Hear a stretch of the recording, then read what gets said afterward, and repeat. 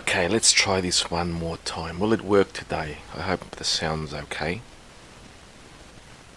Hello everyone. Okay, let's try this one.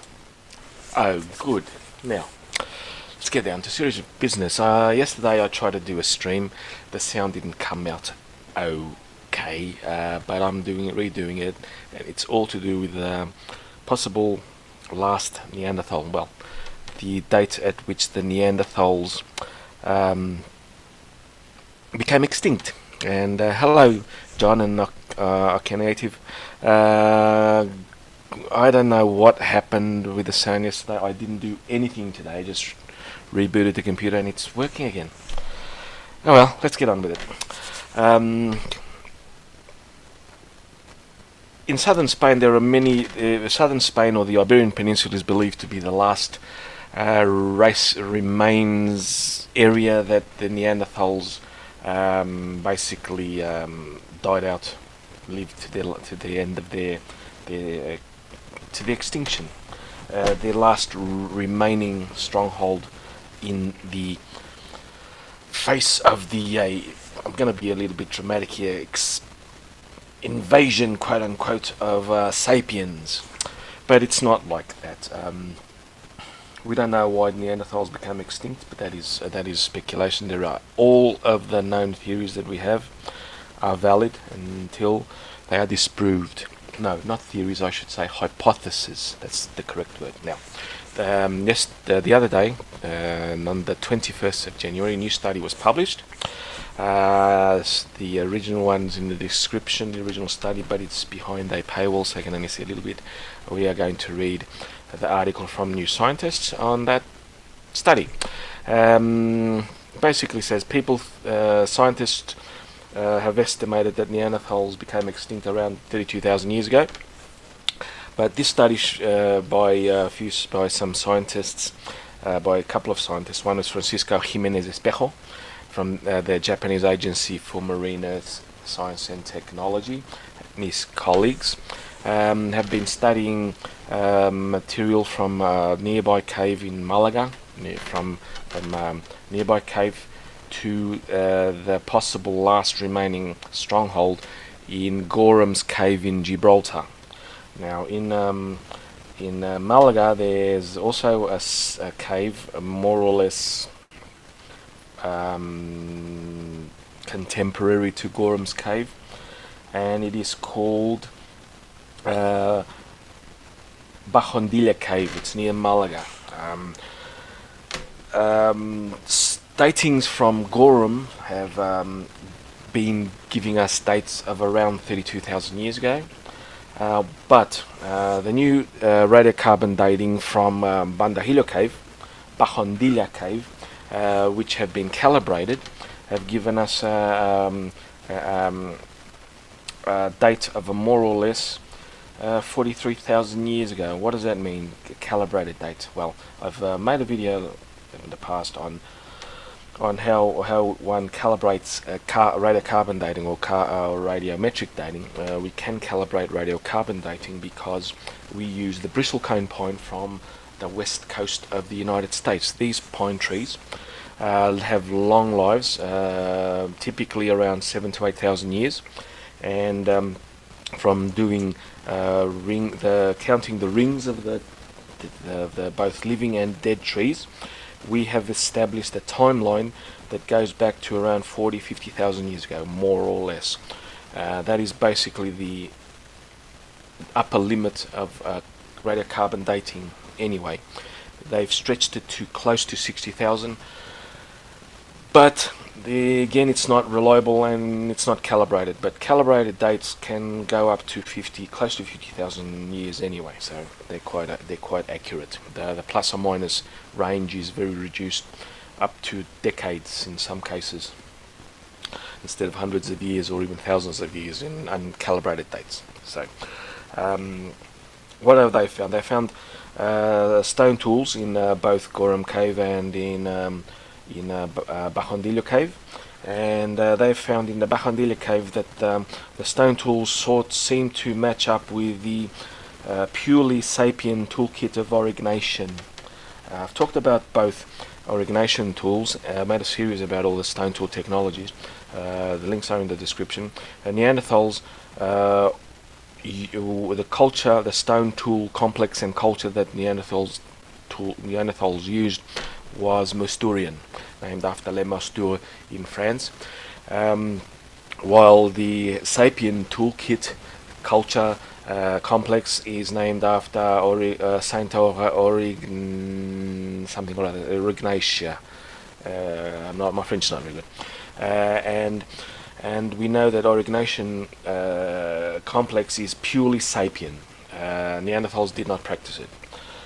That the contention is that in Bachandila cave they have found origination tools dating to around 43,000 years ago, and seeing that they are physically quite proximate one from another. Malaga and Gibraltar are not that far away.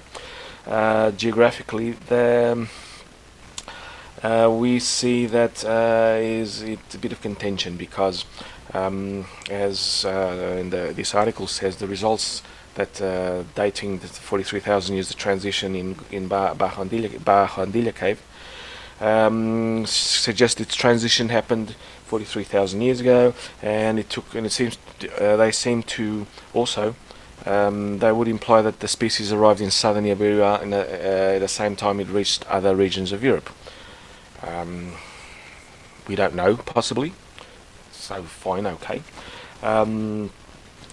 Katarina Duca from the Max Planck Institute, a very, very reputable institute of genetics. I recommend it highly. Anything that comes out of this is quite okay.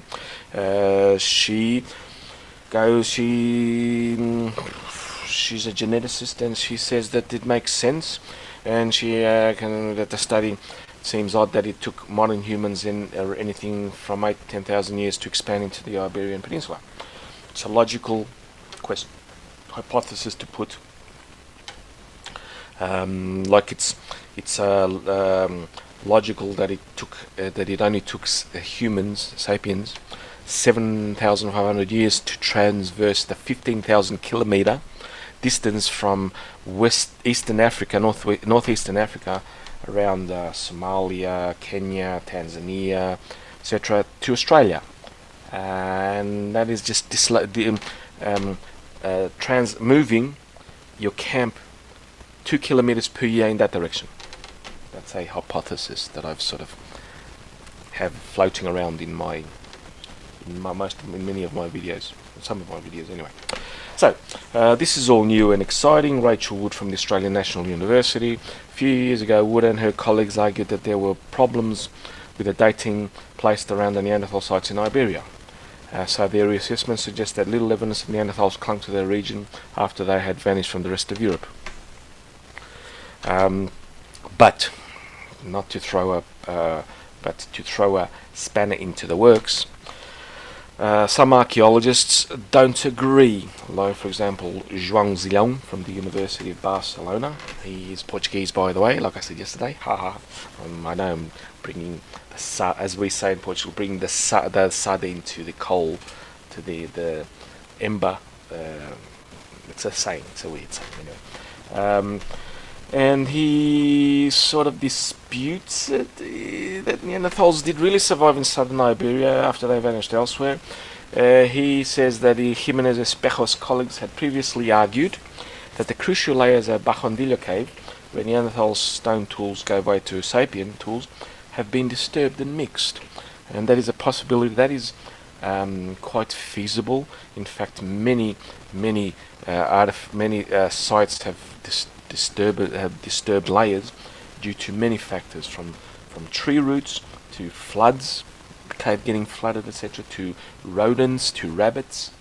There are many things that can upset, to earthquakes.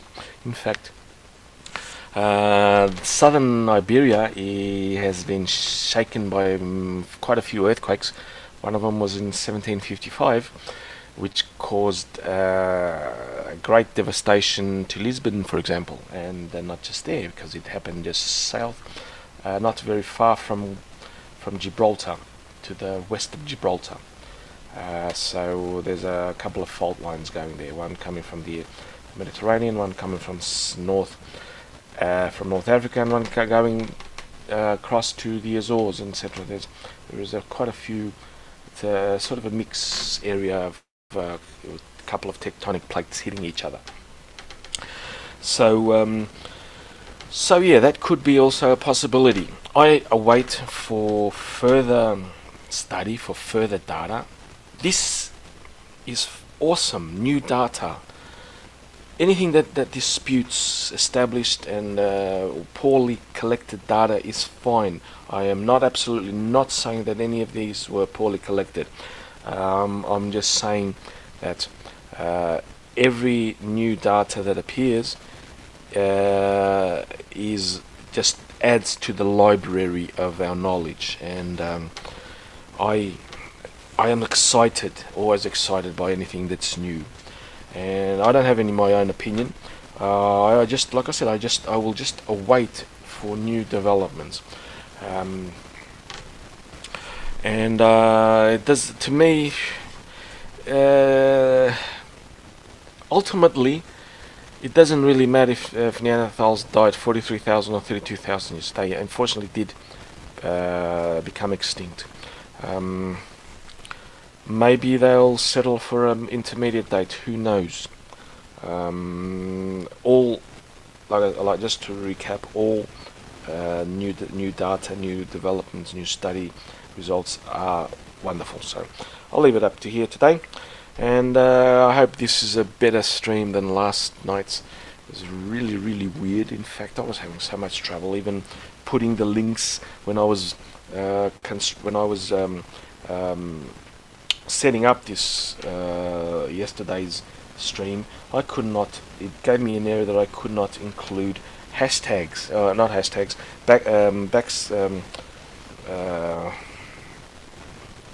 back brackets. You know, the ones that have HTTP back bracket. I couldn't put those. I took those away, and it still gave error because there's links, etc. It was just weird, and I hope this fixes it up. Thank you, John. I basically just summarized what I said yesterday about the same time. So I will be ending it here, and I'm going to delete yesterday's horrible video, and see you next time. If there's anything new, I'll do it. I'll talk about it. So see you guys. Thank you for the stream. Hope you enjoyed it. I'm sure it was much better than, obviously it was much better than yesterday. So cheerio.